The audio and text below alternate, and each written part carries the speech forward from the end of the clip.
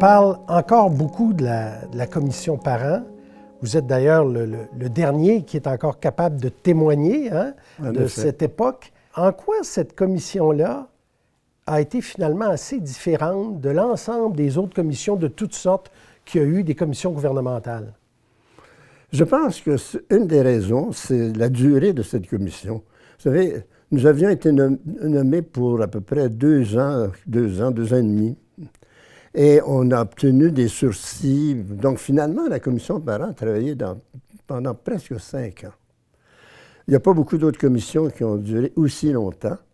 Et la commission parents a travaillé d'une manière très assidue pendant ces 5 ans-là. On se réunissait régulièrement, on travaillait beaucoup, on a écrit notre rapport nous-mêmes.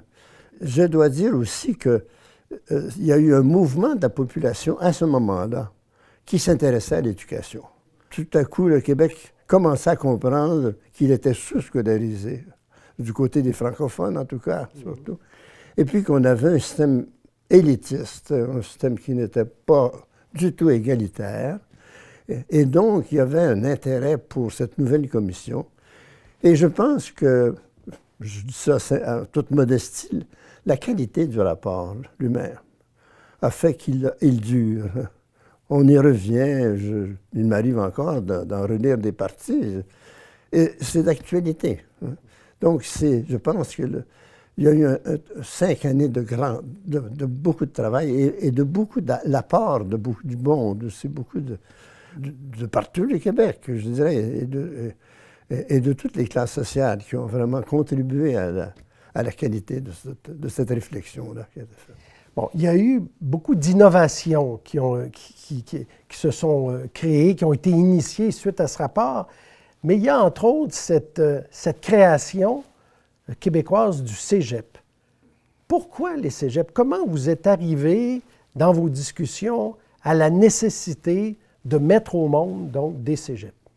Je pense que le point de départ, c'était notre objectif que nous avons vraiment établi dès le départ de la commission, c'était d'en arriver à promouvoir l'égalité d'accès à l'enseignement pour tous et toutes sur tout le territoire du Québec. Ça, on s'est fixé ça comme objectif. Et je pense que cet objectif, il explique tout le rapport parent. Au fond, c'est le résumé du rapport parent, c'est le cœur du rapport parent, c'est sa motivation. Et donc, ça voulait dire, évidemment, pour en arriver à réaliser un tel objectif, il fallait bouleverser, il fallait renverser les institutions existantes qui avaient été prévues dans une société inégalitaire. Le Québec avait un système d'éducation qui favorisait une élite à cette époque-là, aux dépens de la majorité. Et en plus de cela, il y avait, à cause de cela aussi, il y avait une trop grande proportion des Canadiens français du Québec qui étaient mal éduqués, sous-scolarisés. Donc, il fallait faire quelque chose, il fallait vraiment de nouvelles structures. Et parmi ces nouvelles structures, il y a eu bien sûr la polyvalente qui a été créée, qui a permis alors là à beaucoup de jeunes de poursuivre au secondaire, parce que avant 1960, tout le secondaire était privé. C'est quand même incroyable quand on voit ça aujourd'hui, mais les commissions scolaires, à l'époque, n'avaient le droit d'ouvrir que des écoles primaires à travers tout le Québec. Et les écoles secondaires, c'était privé. Alors, la polyvalente, pour la première fois, ouvrait des écoles publiques sur tout le territoire du Québec. Et là, il s'agissait de savoir maintenant qu'est-ce qu'on fait pour, après le secondaire, est-ce qu'on entre directement à l'université? Et là, nous avons eu l'occasion d'en parler souvent dans l'Ouest canadien, par exemple, en Ontario, aux États-Unis, du problème du passage du high school à l'université. Partout, dans le Canada anglais, aux États-Unis, on nous disait c'est un passage très difficile. L'université n'est pas bien équipée pour accueillir des élèves qui arrivent directement du high school. On n'est pas, bien des professeurs disaient, nous, on n'est pas vraiment des sortes d'éducateurs, on est des professeurs, hein, c'est pas la même chose. On est des scholars, on n'est pas des teachers. Non. Et donc, on a eu cette idée qu'il faut peut-être un niveau intermédiaire entre la fin du secondaire et le début de l'université, qui permettrait à ce moment-là une meilleure transition entre le secondaire et l'université. Et on a eu l'idée de faire de ce niveau intermédiaire en même temps une préparation au marché du travail pour les garçons et les filles qui n'allaient pas à l'université. Et là, on a trouvé un modèle pour ça. C'était en Californie, il y avait ce qu'ils appelaient les community colleges. Et les community colleges en Californie, c'est pas très bien vu. C'est pas une question de prestige, mais c'est une institution qui permet à des jeunes de passer du secondaire à l'université en transition. Et en même temps, le community college a des options professionnelles, de sorte que les gars et les filles qui ne veulent pas continuer à l'université peuvent avoir accès au marché du travail par la suite, par ces options professionnelles. Et donc, c'est le modèle qu'on a utilisé en se disant, ben voilà, c'est peut-être la solution, c'est de créer ce niveau intermédiaire. Et ce qu'on voulait, c'était que ce niveau-là soit très flexible, soit souple, que des jeunes puissent changer leur programme en cours d'études pour favoriser justement les réorientations. C'était ça notre projet. Bon. Mais vous vous êtes également penché dans ce qui était l'enseignement supérieur à l'époque, c'est-à-dire à l'égard des universités. Vous avez proposé d'autres universités francophones. Bon, il y a eu l'UQAM, mais il y aura ensuite celles qui vont être liées à ce qu'on appelle le réseau de l'UQ. Mais pourquoi donc aussi fallait-il qu'il y ait d'autres universités francophones? Parce que là, ce qu'on se disait, c'était que l'enseignement supérieur devait sortir des grandes villes. Et parce qu'il n'y avait d'université qu'à Québec, Montréal, Sherbrooke. Dans les régions, il y avait déjà une demande. Il y avait à Chicoutimi, à Trois-Rivières, il y avait des groupes qui s'étaient formés en disant on voudrait avoir ici une succursale universitaire, on voudrait avoir un collège universitaire, toutes sortes de formules. Ça bouillonnait dans ce sens-là, on le sentait. Hein. Et là, on a compris que ce qui allait être important, c'était que l'enseignement supérieur, c'est-à-dire les cégeps et les universités, desservent l'ensemble du territoire du Québec, et non pas seulement les grandes villes, qui permettent donc à des garçons, des filles de l'Abitibi de rester chez eux, de Trois-Rivières de rester chez eux, etc., à Gaspé de rester chez eux. C'était ça l'idée que ces cégeps et ces campus universitaires allaient favoriser la jeunesse, mais en même temps, on espérait que ce soit des lieux de culture et des pivots de développement économique régional aussi. D'autant plus que les cégeps développaient, dans notre esprit en tout cas, allaient développer des options techniques reliées au milieu, selon l'environnement. Et donc que les cégeps, beaucoup plus que les collèges classiques, seraient partie intégrante du milieu, de l'environnement social, économique de la région. Est-ce qu'il est juste de parler d'accessibilité et de démocratisation? Est-ce que ça a été des concepts qui sont demeurés et qui ont eu une grande importance dans votre réflexion et dans la rédaction du rapport? Là, M. Duchesne, vous touchez les deux concepts de base du rapport Parent. Oui, oui. L'accessibilité pour tous, ça, pour nous, c'était fondamental.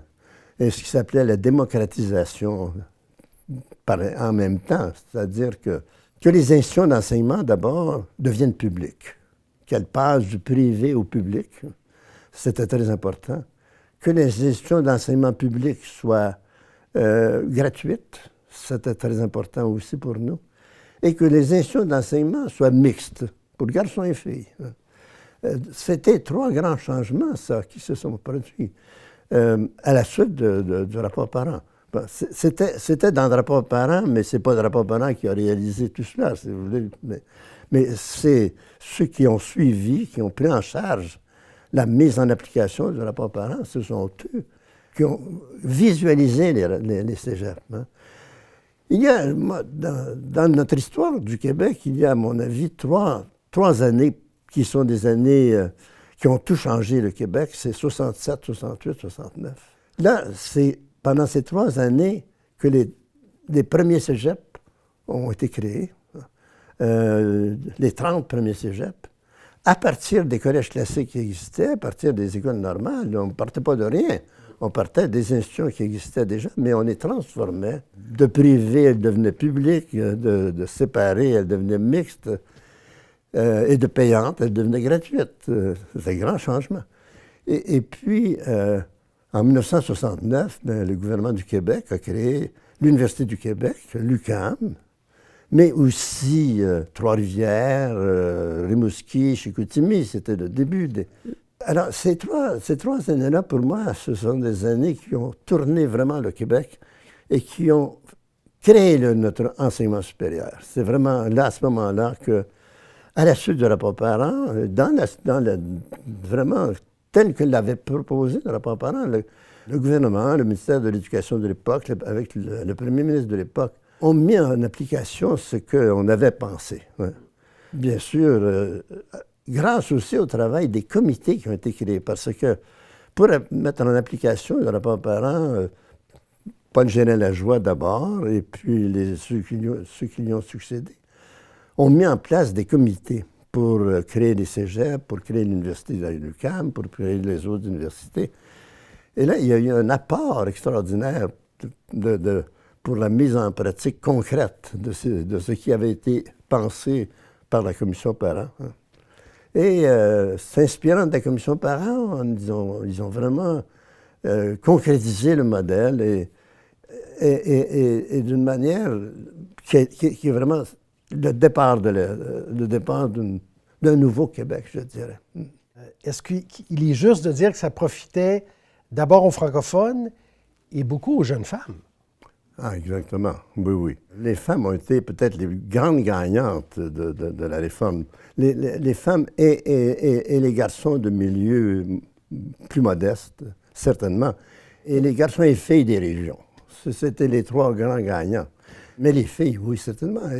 D'ailleurs, cette réforme-là, ça explique peut-être un des grands changements du Québec, c'est l'accès des femmes à la vie politique, à la vie économique, à la vie culturelle.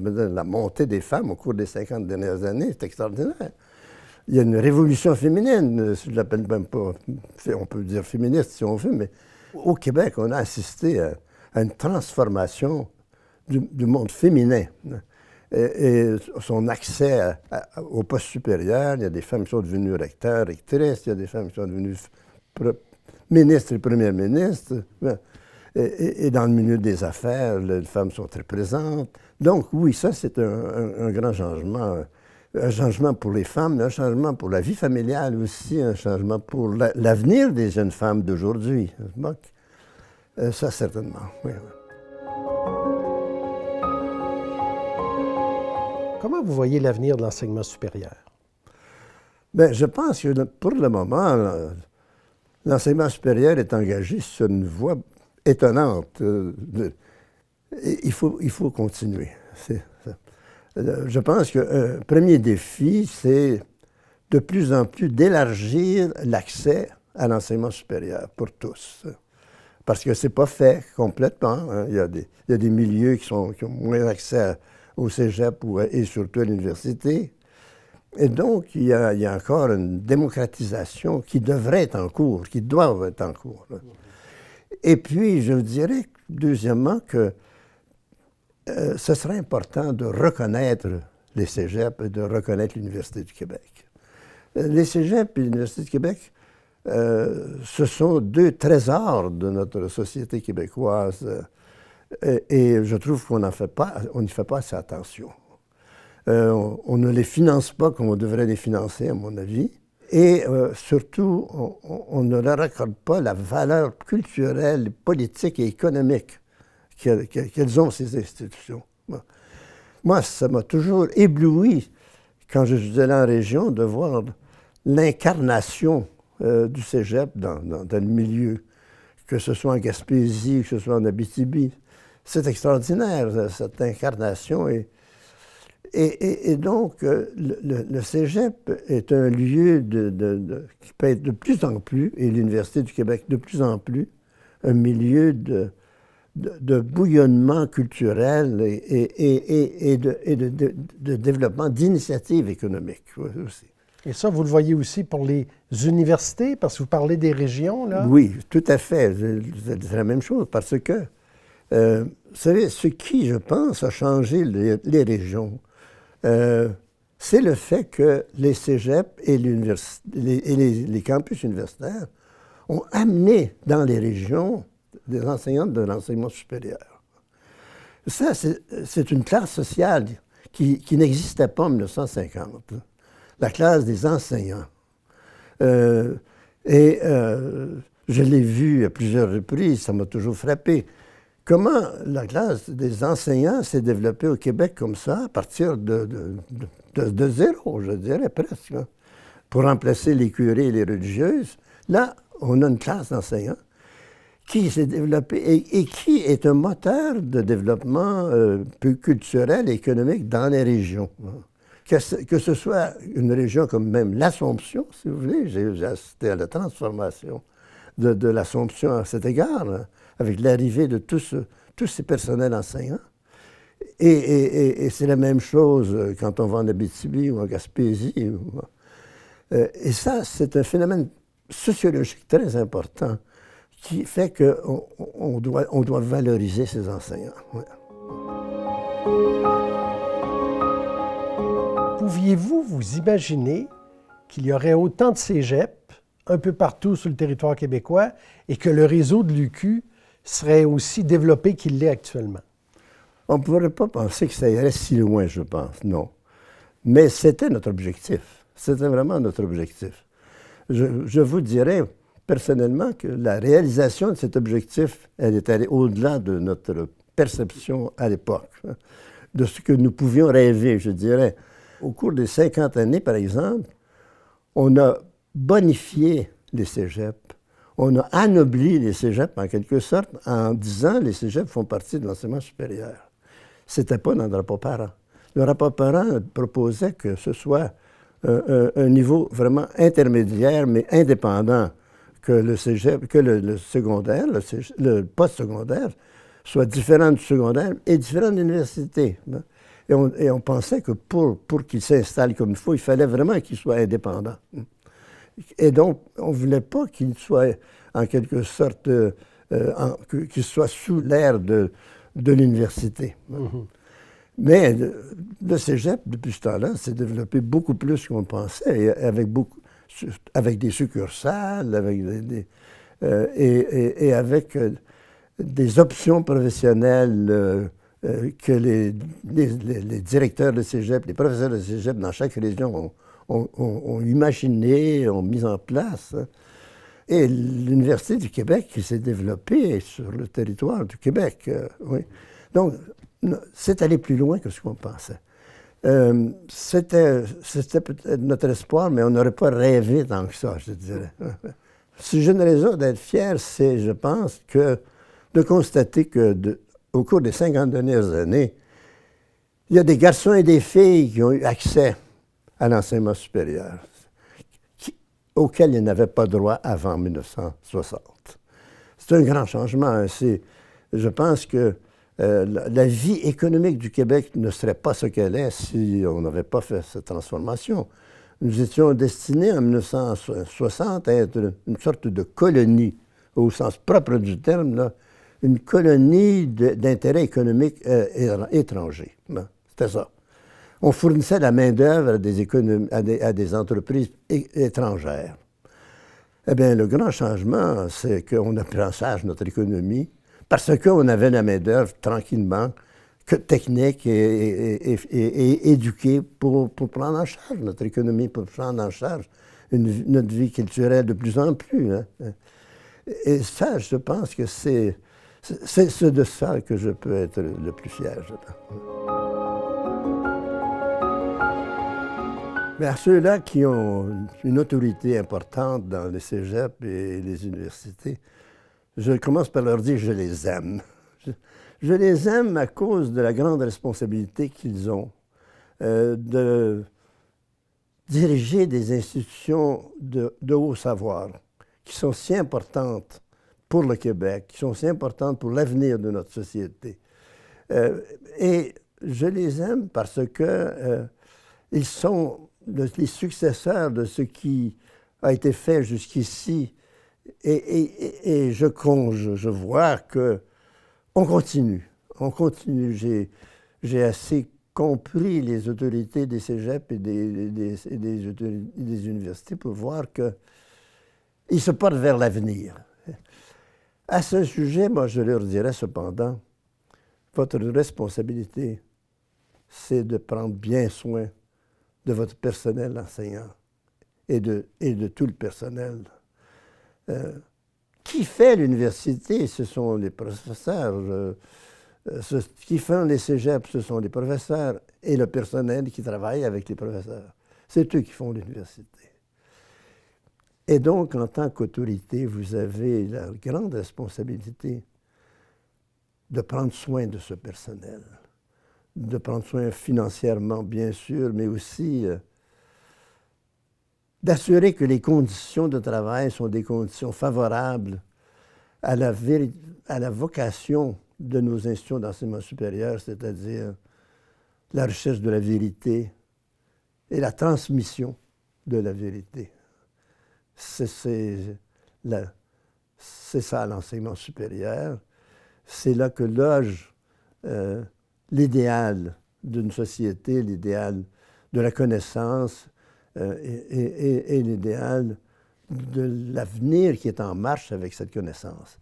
Et comme on le sait, vous le savez aussi bien que moi et mieux que moi, le développement scientifique et le développement technique et technologique est en marche. On n'y peut rien. Et donc, nos institutions d'enseignement supérieur doivent être aussi en marche dans le progrès des connaissances de pointe.